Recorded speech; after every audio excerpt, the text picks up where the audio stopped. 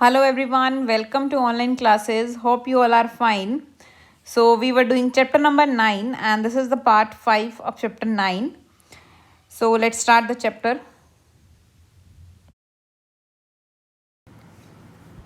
तो स्टूडेंट्स, अब तक हमने पढ़ लिया था कि जो ब्रिटिशर्स थे वो कैसे अपना कंट्रोल जो है वो हर जगह पर फैला रहे थे। बंगाल से स्टार्ट किया, फिर बंगाल से आगे उन्होंने मराठा में एंट्री ली, और जो मराठास थे उनके साथ उनकी 3 एंग्लो वॉर्स हुई, और पहली 2 वॉर में वो कहीं ना कहीं सक्सेसफुल नहीं हुए। तो तीसरी वॉर में उन्होंने क्या किया, जो मराठास थे उनके बीच में डिस्प्यूट फैलाना शुरू कर दिया, उनके बीच में लड़ाई डलवाना शुरू कर दिया, ताकि यहाँ से वो डिवाइड हो जाएं, और वो डिवाइड होंगे तो उनकी पावर भी डिवाइड होगी, पावर डिवाइड होगी तो कहीं ना कहीं पे इसका फ़ायदा ब्रिटिशर्स ने उठाया।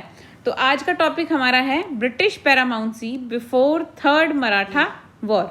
अब British paramountcy before third Maratha war का मतलब क्या है? पैरामाउंसी क्या है?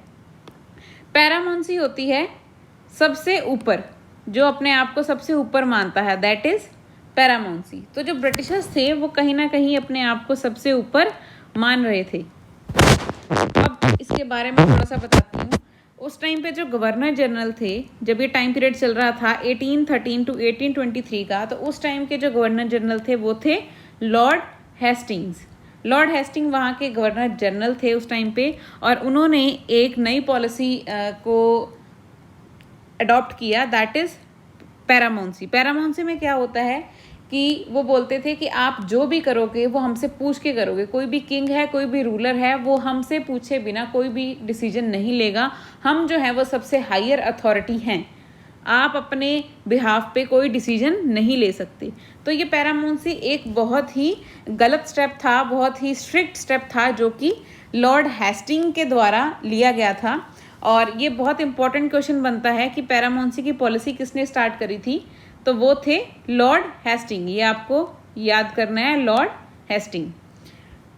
इसी दौरान जब तीसरी वॉर हुई तो उन्होंने जैसे डिवाइड किया, डिवाइड करने के बाद जितने भी उनके मराठास के चीफ थे उनमें आपस में झगड़े होने लगे। झगड़े होने के बाद उन्होंने वो वॉर हार गए। थर्ड एंग्लो मराठा वॉर थी, वो हार गए, और जितने भी चीफ थे उनको सब्सिडरी अलायंस के अंडर आना पड़ा। सब्सिडरी अलायंस यानी कि उनको उनकी शर्तें माननी पड़ी, और वो एज अ पपेट काम कर रहे थे। जो ब्रिटिशर्स बोलते थे वो वही करते थे, उसके अलावा वो कुछ कर नहीं सकते थे। Okay, next is third Maratha war. अब थर्ड मराठा वॉर में क्या हुआ था? The Maratha and the East India Company fought 3 wars before the Maratha power finally crumbled. These wars were due to disunity among the ruling Maratha clans and their power struggles. अब मराठा और east India company के बीच में 3 war हुई थी, और जो कि 3 war होने के बाद फाइनल रिजल्ट आया था। और ये जो वॉर थी ये किस वजह से हारे थे? वो डिसयूनिटी की वजह से, क्योंकि उनमें आपस में यूनिटी नहीं थी, एकता नहीं थी। इस कारण जो मराठास हैं वो अपना जो सब कुछ है, अपनी पावर जो है वो हार गए थे। This was broke out when Peshawar Bajirao second tried to organize the Maratha chief against the British, but he was defeated, deposed, and pensioned off the Bithur near Kanpur. The state of Satara was carved out of Bajiraw's territories and placed under the rule of descendant of Shivaji. Each of the Maratha chief was made to sign the subsidiary alliance. अब होता क्या है कि इस war में उस time पे कौन थे? मराठा। पेशवा बाजीराव सेकेंड मराठा थे। उनको जब वो हार गए तो उनको हारने के बाद उन्होंने उनकी ट्रांसफ़र कर दी। कहाँ पे ट्रांसफ़र करी? बिठूर में। बिठूर एक जगह है जो कि कानपुर में है, उनकी ट्रांसफ़र कर दी, और उन्हें पेंशन पे रख दिया कि अब आप हमारे पैसों पे ज़िंदा रहोगे। आप अपना कोई भी एरिया जो है कोई भी टैक्स नहीं कलेक्ट कर सकते, और आपको अब हम पेंशन देंगे, और पेंशन से आपको गुजारा करना पड़ेगा। तो जो पेशवा बाजीराव सेकंड थे उनके साथ ऐसा हुआ, और बाकी के जो रूलर थे उनको क्या करना पड़ा? सब्सिडरी अलायंस साइन करना पड़ा, यानी कि उन्हें भी ब्रिटिशर्स के अंडर काम करना पड़ा। Next topic is anti British resistance. अब एंटी ब्रिटिश रेजिस्टेंस क्या है कि ब्रिटिशर्स के खिलाफ जो पॉलिसीज थी, जो ब्रिटिशर्स ने बनाई थी, उनके खिलाफ कौन कौन गया और किस तरीके से गया, क्या क्या उनकी स्ट्रैटेजीज थी, अब वो हम इस टॉपिक में पढ़ेंगे। Under Lord Hastings, a new policy of paramountcy was initiated in which now the company claimed that its authority was paramount or supreme, hence its power was greater than that of India state, and to protect it, it was justified in annexing or threatening to annex any Indian state. अब जब Lord Hasting जो हैं वो power में थे, governor general थे, time period क्या था 1813 टू 1823, लॉर्ड हेस्टिंग का टाइम पीरियड रहा है। तो इस टाइम पीरियड में उन्होंने एक पॉलिसी लाई जिसका नाम था पैरामाउंसी। पैरामाउंसी का मतलब होता है कि सुप्रीम पावर, कि हमसे ऊपर कोई नहीं है, हम सबसे बड़े हैं। तो उन्होंने क्या कहा कि हमारी जो पावर है और हमारी जो अथॉरिटी है वो सबसे सुप्रीम है, हम सबसे पावरफुल हैं, और जितने भी इंडियन स्टेट्स हैं उन सब से हमारी जो अथॉरिटी है, जो पावर है वो ज़्यादा है, और किसी को भी हम डरा सकते हैं, किसी भी स्टेट पर हम अनेक्स कर सकते हैं, यानी कि कब्जा कर सकते हैं, और कोई हमें रोक नहीं सकता क्योंकि हम जो है वो सबसे बड़ी अथॉरिटी हैं। तो इस दौरान क्या होता है, when the British tries to annex the small state of Kittur in Karnataka today, Rani Cinnamon took to arms and led an anti-British resistance movement, but she was arrested in 1824 and died in prison in 1829. He, loyal chowkidar of Sangoli in Kittur, Haryana, carried on the resistance. With popular support, he destroyed many British camps and records. He was hanged by British in 1830. अब क्या होता है कि जब Britishers ने ये rule बना दिया था कि हम किसी की भी जो स्टेट है वो अनेक्स कर सकते हैं, तो जब वो एक जगह थी कर्नाटका में कित्तौर, तो जब वो इसको अनेक्स कर रहे थे, इस पे कब्जा जमाना चाह रहे थे, तो वहाँ की जो रानी थी, रानी का नाम क्या था, चन्नम्मा, रानी का नाम था चन्नम्मा, वहाँ की रानी थी, उसने इसके खिलाफ आवाज़ उठाई, जिसे हम बोलते हैं एंटी ब्रिटिश रेजिस्टेंस मूवमेंट। उसने इसके खिलाफ आवाज़ उठाई, और जब उसने आवाज़ उठाई तो उसको 1824 में अरेस्ट कर लिया, और 1829 में उसकी मौत हो गई, जेल में ही उसकी मौत हो गई। लेकिन इसके साथ साथ उसका एक चौकीदार था, रानी चन्नम्मा का एक चौकीदार था जिसका नाम था संगोली। वो क्या था कि उसने कित्तौर हरियाणा को इसी एंटी मूवमेंट, ब्रिटिश मूवमेंट को आगे बढ़ाया। मतलब अपनी रानी के मरने के बाद ये सारा मोर्चा उसने खुद ने संभाला, और उसने काफ़ी सपोर्ट किया, और उसकी सपोर्ट के कारण बहुत सारे उसने ब्रिटिश कैंप्स को डिस्ट्रॉय कर दिया, ख़त्म कर दिया। बहुत सी उसने जो उनकी बिल्डिंग्स थी उसको ख़त्म किया, बहुत से ऑफिसेज से उसको ख़त्म कर दिया। और 1830 में उसको भी, जो उसका चौकीदार था, उसको भी फांसी पे चढ़ा दिया था। He was hang by British in 1830। तो ये थी एंटी ब्रिटिश रेसिस्टेंस, कि कैसे लोग इसके खिलाफ गए। जो रानी चन्नम्मा थी वो इस चीज़ के खिलाफ गई कि ऐसे कोई भी हमारी जो स्टेट है वो कोई भी हड़प नहीं सकता किसी भी कीमत पे। तो उसके कारण उनको जेल हुई, जेल में उनकी डेथ हो गई। फिर ये जो मूवमेंट है ये किसने कंटिन्यू करी, उनके चौकीदार ने, और 1830 में उनके चौकीदार को भी फांसी हो गई। Next is expansion of British rule in and outside India.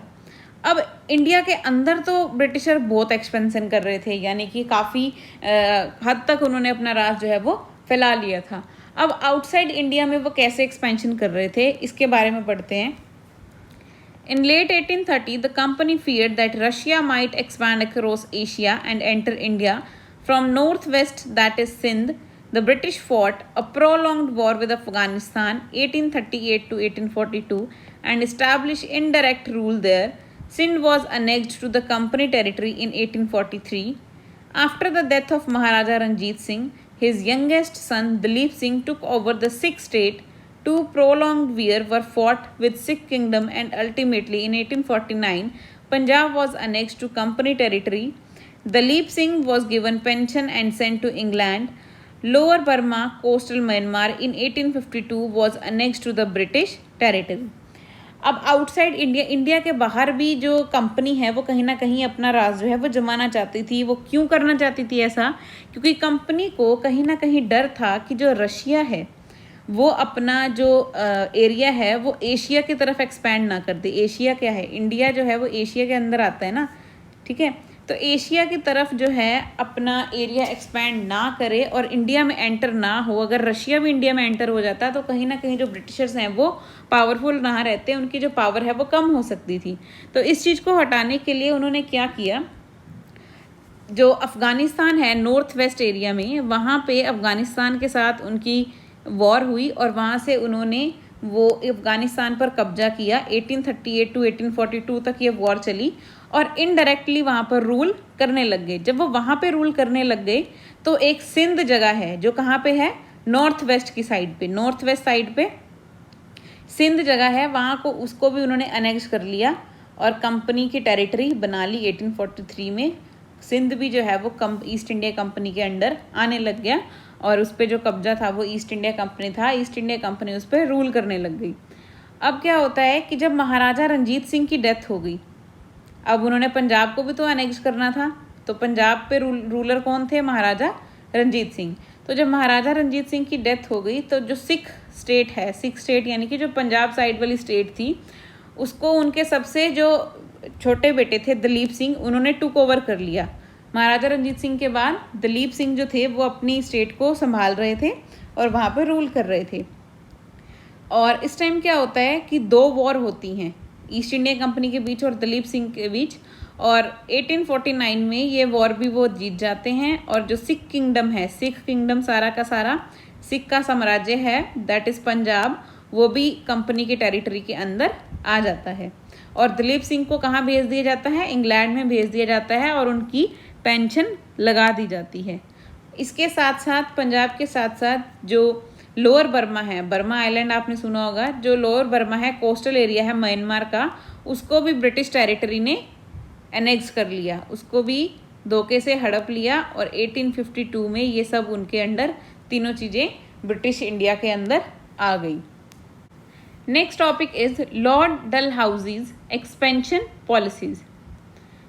अब हमने पीछे कौन से लॉर्ड के बारे में पढ़ा था, हमने पढ़ा था लॉर्ड हेस्टिंग के बारे में, और उसने कौन सी पॉलिसी लाई थी, पॉलिसी ऑफ पैरामोन्सी। अब हम पढ़ेंगे लॉर्ड डलहाउसी कि लॉर्ड डलहाउसी ने क्या किया, ऐसी कौन सी पॉलिसीज लाई जिससे भी एक्सपेंशन हो सके उनकी पावर की।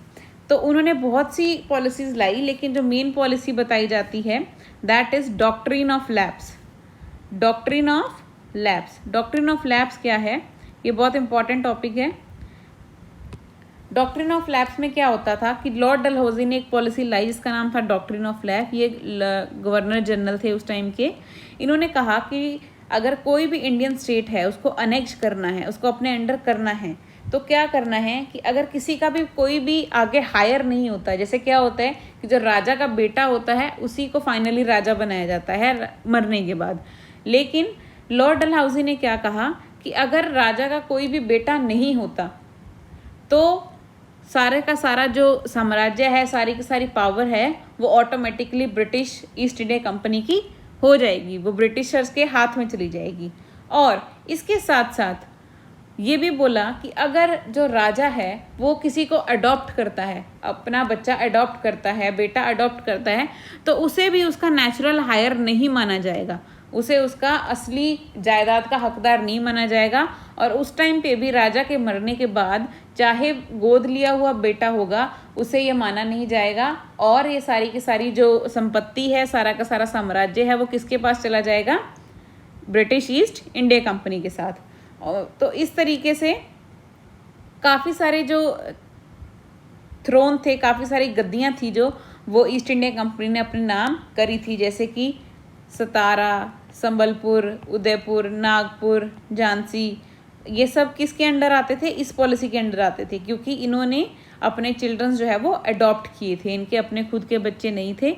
तो इस कारण ये पॉलिसी जो है काफ़ी फेमस रही। इसके खिलाफ बहुत से लोगों ने आवाज़ भी उठाई, जिनमें से एक आवाज़ उठाने वाली थी रानी लक्ष्मीबाई, जिन्होंने झांसी में, क्योंकि उनका जो बेटा था उनकी डेथ हो गई थी और उन्होंने फिर अपना एक बेटा अडॉप्ट किया था, जिसके कारण उन्होंने इसके खिलाफ आवाज़ उठाई, लड़ाई भी लड़ी और इस लड़ाई लड़ते लड़ते वो शहीद भी हो गई थी।